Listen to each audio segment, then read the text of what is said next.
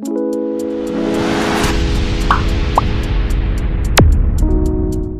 nggak mau ngomongin kasus Cilegon secara khusus karena jujur saya belum mempelajarinya lebih dalam.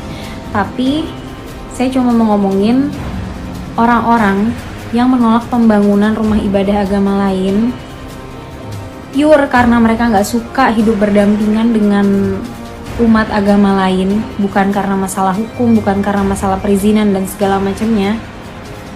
Saya mau bilang bahwa itu bukan dari ajaran Islam dan mereka. Mengapa kita patut mempertanyakan ini? Kasih tanda-tanda yang banyak. Mengapa masih ada sekelompok muslim? Saya pikir tidak mayoritas ini ya, sekelompok muslim yang kayaknya kok sentimen banget dengan agama Kristen. Halo saudaraku yang terkasih dalam Tuhan Yesus, kembali bertemu kita dalam channel ini. Saya akan percaya kita semua dalam keadaan sehat-sehat saja. Dan saudara-saudara yang baru bergabung, yang baru melihat video ini, silakan dukung channel ini supaya terus berkembang dengan subscribe, like, komen, dan share video ini. Nah, saudara yang terkasih, masih dalam seputaran tentang penolakan pembangunan gereja. Ini merupakan satu topik yang sudah sering ya. Cuman saat ini kita akan melihat dari sisi lain ya. Dalam hal ini akan menampilkan bahwa dalam pengajaran Islam tidak ada diajarkan tentang penolakan gereja. Itu tidak ada.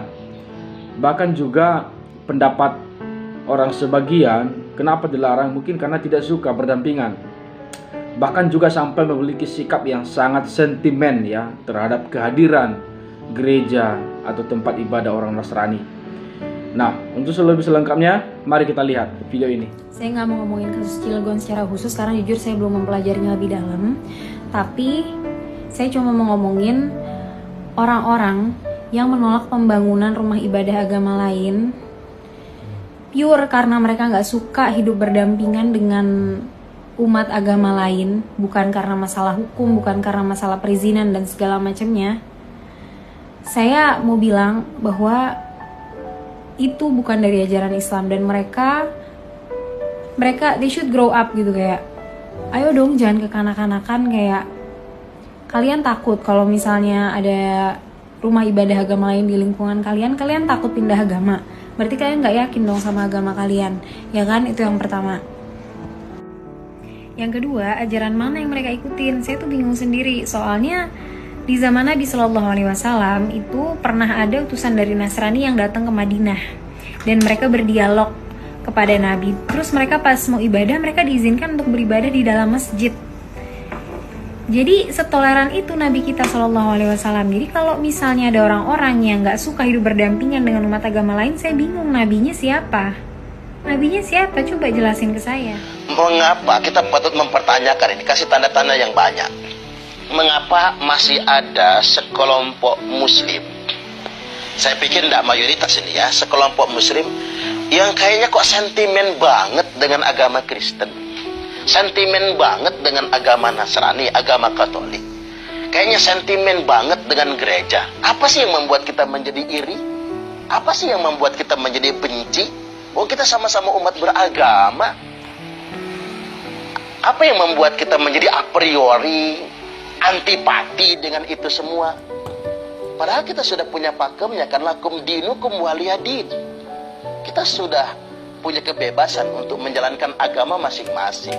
Cobalah kita berpikirnya normal.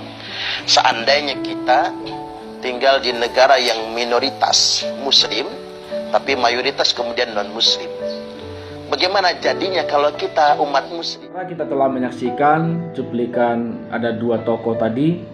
Disinilah kita belajar bahwa tidak semua, bahkan dikatakan tadi itu hanya minoritas, sekelompok kecil yang memiliki konsep seperti itu, melarang gereja, mengusir, bahkan membuat kerusuhan. Itu merupakan sekelompok kecil ya. Jadi apa yang dapat kita pelajari? Jadi kita tidak usah perlu khawatir, tidak perlu harus balas dendam, tidak perlu was-was sebagai orang Kristen. Di sisi lain, mereka hanya sekelompok kecil yang memiliki sikap seperti itu. Namun juga di sisi lain dan pada dasarnya, karena Tuhan Yesus selalu bersama-sama dengan kita, Immanuel, Allah selalu beserta dengan orang-orang yang dipilihnya, yaitu kita semua orang yang percaya kepada Yesus Kristus sebagai Tuhan dan Juru Selamat kita. Kiranya video ini menjadi berkat bagi kita. Tuhan Yesus kiranya memberkati semua. Shalom.